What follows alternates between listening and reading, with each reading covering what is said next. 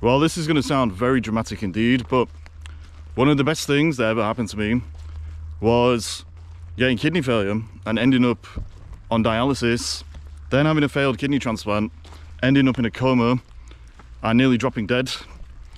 The reason I can say this is one of the best things that happened to me is because in retrospect, it taught me so much about the hidden strengths that were buried inside me the whole time. And by hitting rock bottom and having to rebuild myself, I was able to get in touch with what is known as the golden shadow. All of the real qualities and strengths and virtues, or whatever you want to call them, that are locked inside us. And it's not until something brings our identity, familiar identity, the ego, to our attention, that we're able to see what we're actually holding back on. That's what this video is about. Getting in touch with your golden shadow so you can grow real and live a real life. I really believe that we're all born as real human beings.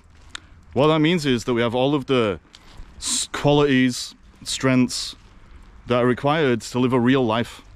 Living a real life means that we're whole within ourselves and we're connected to the flow of wholeness that is constantly unfolding all around us.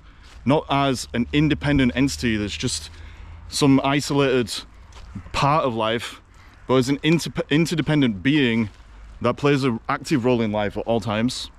These strengths and these virtues and these qualities are there from day one, which we'll talk about in a second. I'll give you a list of what they are. But unfortunately, what happens is something in the external world, or sometimes some self-hypnotic gremlin bullshit in our minds, causes us to feel ashamed about these real qualities, and so we send them into hiding. When we send them into hiding, we end up creating a version of ourselves, the ego, which is basically a version of ourselves that's split and fragmented and disconnected from the truth. As we go through life thinking that that's who we are, we forget about these real qualities that are inside us, and it just causes all kinds of friction and frustration and misery.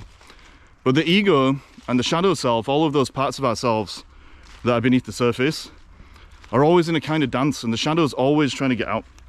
And if you don't listen to it, it's just going to end up destroying your life, so that you will finally pay attention. Sometimes that's obviously a bad thing in the short term. Other times it's a good thing, because it means you can finally face yourself and be who you were supposed to be all along. A common misconception about the shadow self is that it's all of the bad things about us, like hatred, anger, aggression, primal animal urges, whatever you want to call it. That is part of it, but when it gets to the level of the shadow, it's not about good or bad. It's beyond that. It's about what's real or unreal. And so all of these things that are buried down there, that we've become disconnected from and hidden from ourselves and the world behind the ego, are a rich source of inspiration, real action, flow, trust, all of the things that we need to feel fully alive and fully human. What happens is, a lot of the time, because we think that whatever's down there is bad, we just act like it never existed in the first place. But the truth is, if you don't start facing these things, your life is always going to feel empty, and you're always going to feel like you're living in a kind of void, that something's missing. And it's because something is missing. The real you, the real connection to truth and flow, that is ultimately your birthright. And so if you want to get real, you have to get beyond those labels of good and bad, see that it's all real down there, and start bringing it up to the surface. When it comes to the golden shadow and a lot of the things that are good, that are hidden in the shadow territory, as I like to call it, it's a lot of the things to do with letting go of control and trusting life.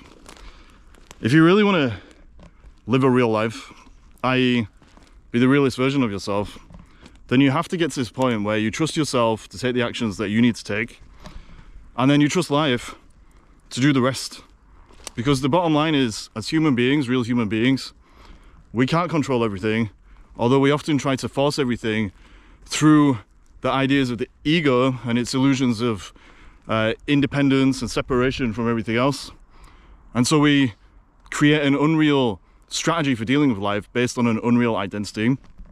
In the shadow is all of the stuff that you were born with that keeps you away from that unreal strategy. Like your ability to trust, your ability to flow, your ability to take action that's yours to take, instead of being passive and getting caught up in the ego's stories of victimhood or being a big hero, whatever it is that cause you to act in an unreal way. It's things like your emotions as well. Like, a lot of our emotions get labeled as being bad or harmful or whatever, and so we send them into hiding. But we need those things if we ever want to stand any chance of putting ourselves back on that path to realness. So it's things like your anger, which is the dignity emotion. It's not a bad thing. It protects your boundaries and your realness and the things you care about. It's your sexual energy, your ability to be masculine or feminine, whatever polarity you're on. Society has brainwashed us a lot of the time to disown these things, but they shouldn't be disowned because they're real, and it's not the fact that they exist that's the problem. It's what you choose to do with them that can cause problems if you don't deal with them in a real way. I had a pretty messed up relationship with my anger for a lot of my life, because when I was a kid, anytime I showed any kind of anger or aggression, especially when I was a teenager, it would freak my dad out for whatever reason. And so he would try to, I guess, dominate me, or whatever you want to call it, in order to show that he was the big alpha. He was the only one allowed to be angry. And so anybody else in the house that had those emotions, whether they were expressing them in a healthy way or not, was basically told to STFU and to just forget about the anger. And so because of that, I became ashamed of my anger, I disowned it, and I created this ego version of myself where for quite a few years I was a bit of a people pleaser. I was, just one moment, there's a huge puddle here and I don't want to drown making this video. But anyway, yeah, so for a long time I was a people pleaser. My anger would turn against me, I would become depressed. There's a quote by Nietzsche. He says, in times of peace, the warlike man attacks himself. And because my ego was just keeping me in this little box and I wasn't taking the actions that I needed to take, became a bit controlling, basically my anger showed up as self-judgment and things like that. And it was only when I hit rock bottom, like I was saying at the start, that I began to get in touch with my anger in a healthy way, and I allowed it to be a kind of fuel for my purpose. I used it to drive me to take real action, to get up in the morning and do what needed doing, to stay focused, to motivate me. And it's not always about anger, but that's just one example of how this stuff down there in the golden shadow can be brought up and used as fuel for getting where you want to be. Another example is intimacy and the ability to be seen. For a long time in a lot of my relationships, I wasn't ready to be seen. Not because the other person necessarily wasn't ready to have a good look, but because I couldn't see myself. Or I wasn't willing to, because my shadow was being repressed. And so instead of showing up in a real way, being present, I ended up performing. I was just being a nice partner or whatever it was, trying to show up as I thought I was supposed to show up. But I wasn't really present, and so I couldn't have that real intimacy that I was craving deep down. And it's only when I hit rock bottom, started to face myself, started to see what was really there, let life hold up a mirror and take a good look in it, that I could finally see that there was no bad, there was no good, but there was real. And if I accepted the real, then I could show that real, and other people would accept the real, and I could see that they're real, because you can only see in others what you can see in yourself. And since then, it's opened up my whole life in that area, and I feel good, in a good relationship, things are good. And so again, sometimes what's hiding inside you and that you're avoiding is exactly what you need to get where you need to be. Of course, I'm not saying that in order for you to integrate the golden shadow and start to have a real relationship with life, that you need to hit rock bottom. That's a bit dramatic. But normally that is what happens if you avoid the shadow for too long. I like to say that self-destruction is self-resurrection. And so sometimes the life that the ego has built for you, which is unreal but kind of safe, but it's keeping the shadow at bay, will end up being sabotaged or destroyed in some way so that you can hit rock bottom and then resurrect yourself in the process of rebuilding. This is why so many people end up having dark nights of the soul and stuff like that. It's their shadow calling them back home. It's life shaking them and then awakening them to show them that there's something real, not this facade, this performance that they've been living as because they disowned all of these really important parts of themselves way back when. That is really dramatic in a sense, and it's very common, even though it's dramatic. But you can also just start to do the inner work. You can start to look at yourself and start to listen to yourself in your shadow before it's too late and you do hit rock bottom. And probably, if you're feeling stuck, if you're feeling restless, you're in the void, all these things, there are going to be signs in your life already about the real threads that you need to unravel and start following to get back home. It might be that you see these good qualities in other people.